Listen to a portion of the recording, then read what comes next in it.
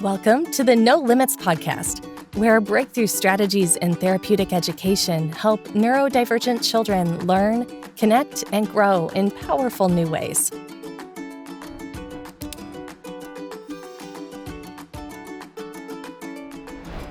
Hi, and welcome to the No Limits Method.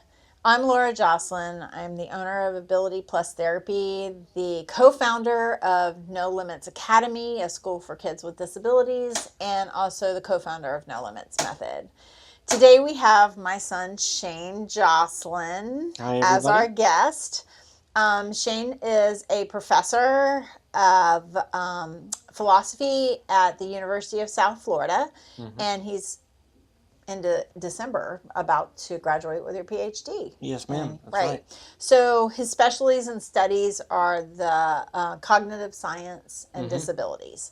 So really understanding why and how a child with a disability can learn.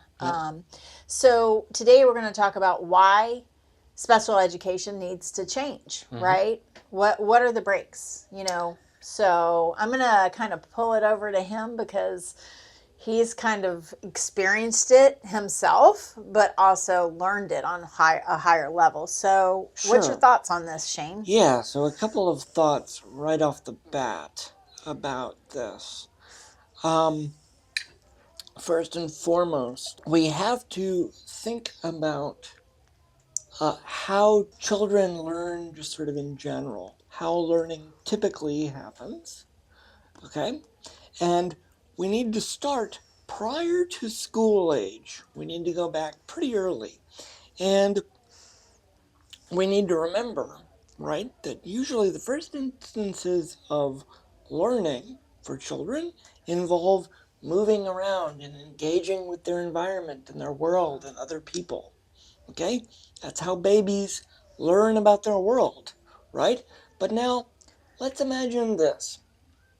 Let's imagine you have a child who, because of their particular disability, let's say it's a physical disability like mine, there are some barriers to their ability to interact with their world in the normal way, okay? They're going to probably face some more significant difficulties moving forward in how they develop and learn. So just putting them in a classroom and hoping that they learn things the way that typically developing children do is not the way to do things. It actually does a disservice to the child because it assumes that they are exactly the same in the exact same ways as the typically developing child and does not take into account their very specific needs. We need to bear in mind the individuality of each of these children. And we need to bear in mind how they learn and what they need to learn and how they learn, how humans learn in general, is by interacting with their environment. And if you can't do that or have difficulty doing that, that will need to be facilitated for you, okay? So the basic idea behind education, sort of the way it's standardly done, is that we put a child in school at a certain age, and we expect the child to be able to passively absorb information from the teacher. Sometimes that works. More often than not, even for typically developing students, it doesn't work. Okay? No. So how can we expect it to work for children that are already faced with significant obstacles? Okay?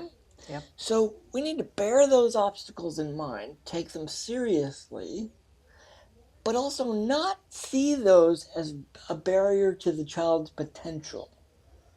The barriers and the obstacles are real. Yeah. They're real.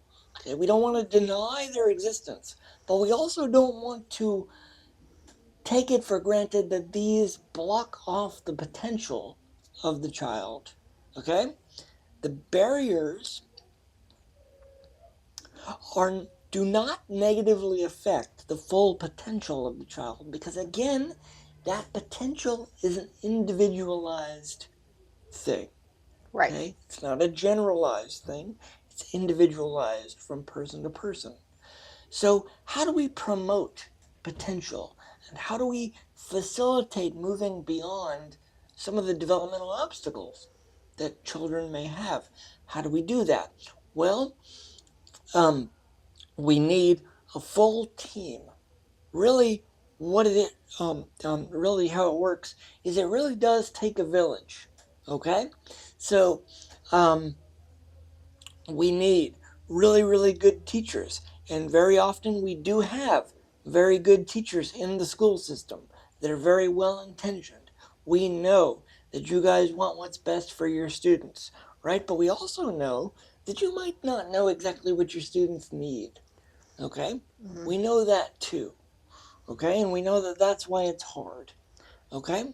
So what we want is we want to be able to get you with your passion for helping these kids and your well intention and your heart for these kids, and we want to connect that with people in other fields that know in a more technical way what the students might need. So we want to equip you as teachers and parents and paraprofessionals. It's the whole team.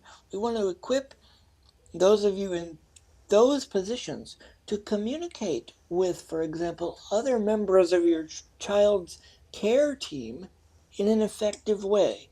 That would be your therapists, your physical occupational speech therapists, so that way everybody can be on the same page about where the child might need help. So let me ask you a question, Yeah, Shane, go ahead. because a lot of people listening to this is going to say, well, that's already there. I don't know what you're doing, because an IEP is already in place. So that's the care team.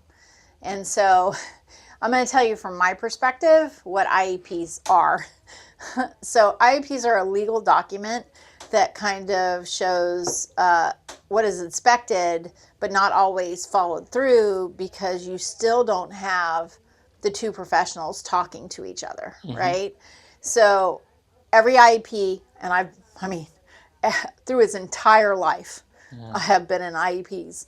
I became an IEP advocate, and I watched the system fail over and over and over again. And parents get frustrated because they saw some of the needs, maybe, but I also saw that, like, therapists in the school systems, and especially the public school systems, and they were restrained by the educationally relevant therapy model, which can pull over into the medical model.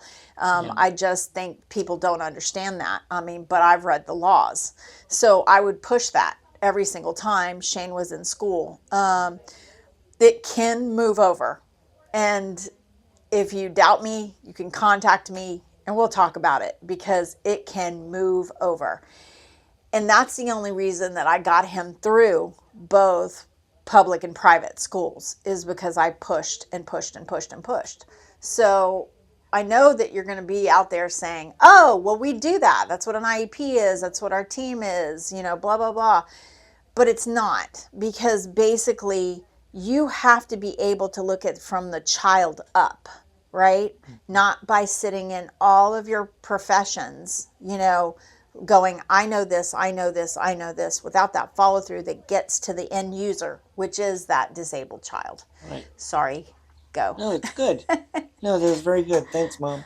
So, yeah, the perspective is not a top-down one. It's a bottom-up one. That's right. Okay?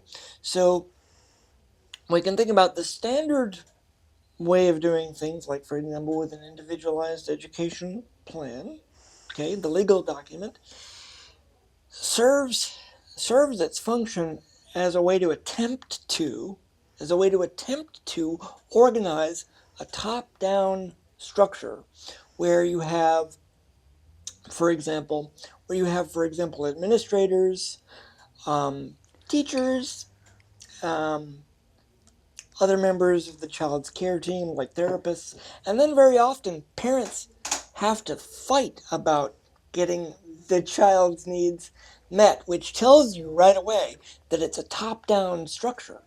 Amen. Okay? It tells you right away that it's top-down hierarchical, starting at the top and then hopefully trickling downward to the child, which very often doesn't happen because that's why parents have to fight for this.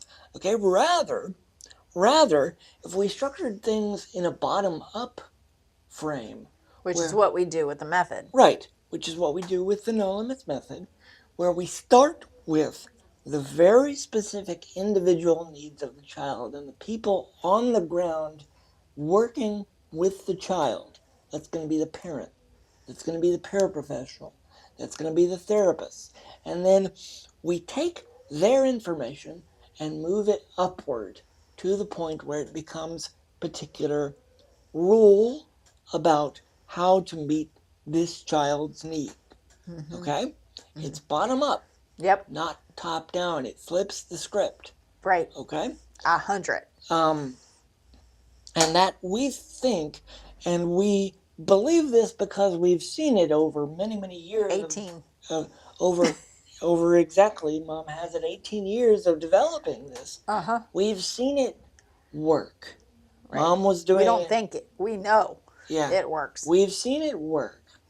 We believe this because we've seen it work. And even before Mom was developing it in a formal way, through No Limits Method, she was doing this without even really knowing it with me. And then later she figured out, oh, actually I've been doing this and I can put it together and explain it to other people. Right. And in an organized way so that it's easy to learn. Right. So, and easy to follow. Yep.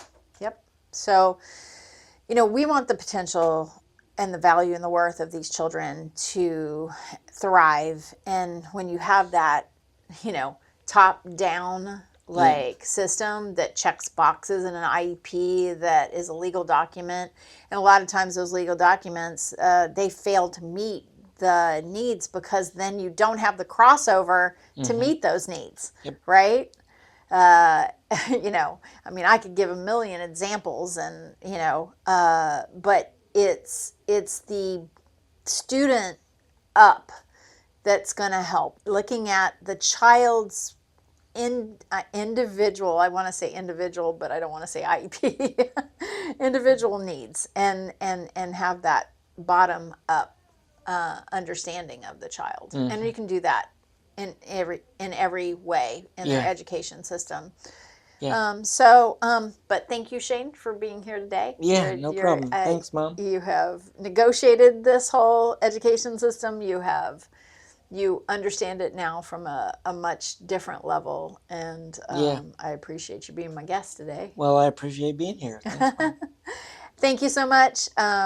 Please follow us. Ask me questions. I'll engage with you online. Let's make a difference in these kids.